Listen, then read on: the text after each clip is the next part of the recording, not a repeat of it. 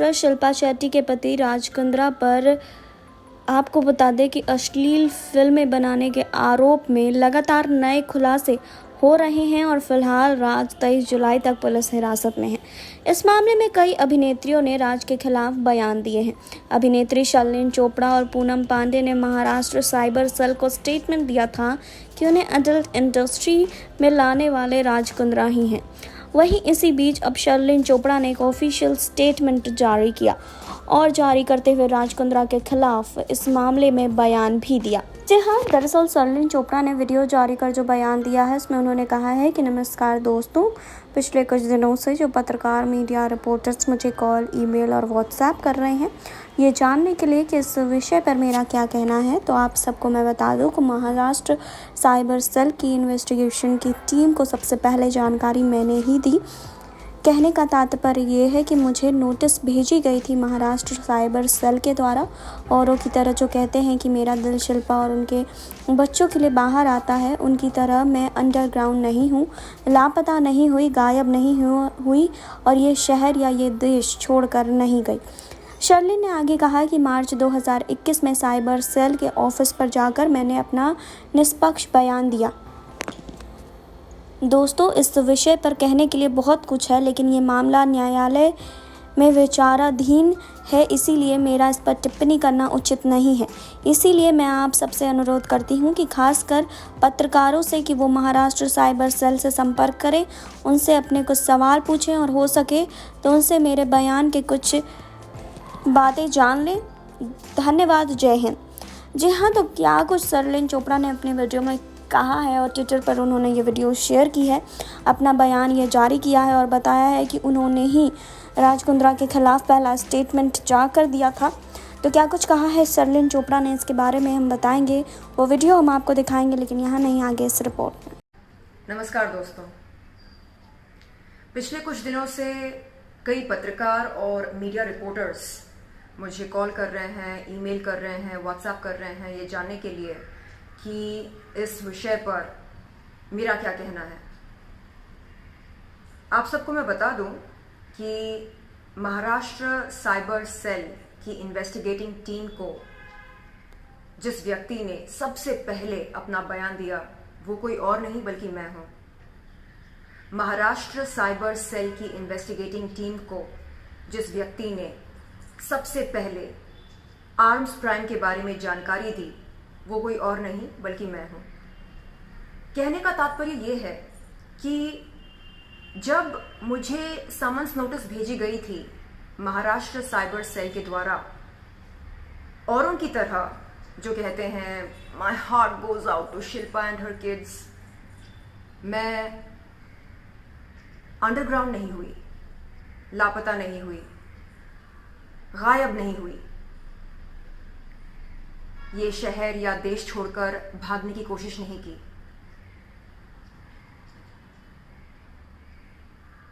मार्च 2021 में cyber cell के office पर जाकर मैंने अपना निष्पक्ष बयान दिया।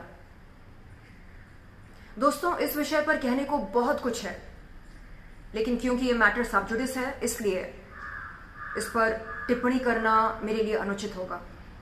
इसलिए मैं आप सब से अनुरोध करती हूँ, खासतौर पर पत्रकारों से और मीडिया के रिपोर्टरों से ये निवेदन करती हूँ कि वो महाराष्ट्र साइबर सेल से संपर्क करें और अपने प्रश्न उनके सामने रखें और हो सके तो उनसे मेरे बयान के कुछ एक्सर्प्ट्स शेयर करने की विनती करें।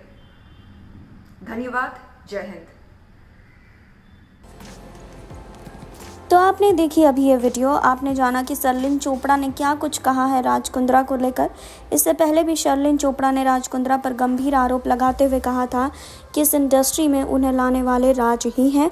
शर्लिन का दावा है कि राज कुंद्रा उनको हर प्रोजेक्ट के लिए 30 लाख रुपए का पेमेंट करते थे। शर्लिन ने राज कुंद्रा के साथ ऐसे करीब 15 से 20 प्रोजेक्ट किए हैं। बता दें कि शर्लिन के अलावा पूनम पांडे समेत 4 मॉडल्स राज कुंद्रा के खिलाफ बयान दे चुकी हैं। बीते साल से अब तक 4 मॉडल्स राज कुंद्रा और उनकी कंपनी पर बेहद संगीन आरोप लगा चुकी हैं। तो इस स्कैंडल की जांच के दौरान कई मॉडल्स खुलासा कर चुकी हैं कि उन्हें भी ज़बरदस्ती अश्लील फिल्मों में काम करने के लिए बोला जाता था। मना करने की स्थिति पर उन्हें भारी भरकम हर्जाना भरने के लिए कहा जाता था। मुंबई पुलिस में सोमवार 19 जुलाई की देर रात फेमस बिजनेसमैन और एक्ट्रेस शिल्पा शेट्टी के पति राज कुंद्रा को गिरफ्तार किया गया था। राज कुंद्रा ने इस मामले में अग्रिम जमानत की मांग की थी। राज के खिलाफ भारतीय दंड संहिता यानी आईपीसी की धारा 292, 293, 420 और 34 और सूचना प्रौद्योगिकी अधिनियम यानी आईटी एक्ट की धारा 67 और 67A समेत कई अन्य संगीन धाराओं में मामला दर्ज किया गया और इस मामले में दोषी पाए जाने पर उन्हें 5 से 7 साल की सज़ा हो सकती है। वहीं आपको बता दें कि शर्लिन चोपड़ा ने और भी कई खुलासे इस बीच में किए हैं। पहले आपको ये बता दें कि मुंबई पुलिस ने इसी साल फरवरी में अश्लील फिल्मों से जुड़े कई चीज़ें को लेकर मामला दर्ज किया था। 26 मार्च को मुंबई पुलिस ने इसी मामले में एकता कपूर का भी स्टेटमेंट लिया था। महाराष्ट्र साइबर सेल ने शर्लिन चोपड़ा और पूनम पांडे का स्टेटमेंट पहले ही दर्ज कर लिया था और राज कुंद्रा के खिलाफ इसी साल फरवरी महीने में केस दर्ज किया गया था और अब क्राइम ब्रांच की टीम उन्हें गिरफ्तार कर चुकी है। पुलिस के मुताबिक राज कुंद्रा के खिलाफ पक्के सबूत हैं। एफआईआर के मुताबिक इस मामले में राज कुंद्रा का नाम पुलिस के सामने शर्लिन चोपड़ा ने ही लिया था। जी हाँ, पुलिस के मुताबिक शर्लिन चोपड़ा का कहना है कि उन्हें इस इंडस्ट्री में लाने वाले राज कुंद्रा हैं और हर प्रोजेक्ट के लिए शर्लिन चोपड़ा को 30 लाख रुपए की पेमेंट मिलती थी। शर्लिन के मुताबिक उन्होंने इस तरह के 15 से 20 प्रोजेक्ट किए हैं। मुंबई पुलिस कमिश्नर के बयान को लेकर भी काफ़ी कुछ सामने आया। जांच के दौरान पाया गया कि इस रैकेट में राज कुंद्रा मुख्य आरोपी हैं। पुलिस को उनके खिलाफ ठोस सबूत हाथ लगे, जिसके बाद ही सोमवार को उन्हें अरेस्ट किया गया। आज मुंबई पुलिस राज कुंद्रा को लेकर कई खुलासे कर चुकी है।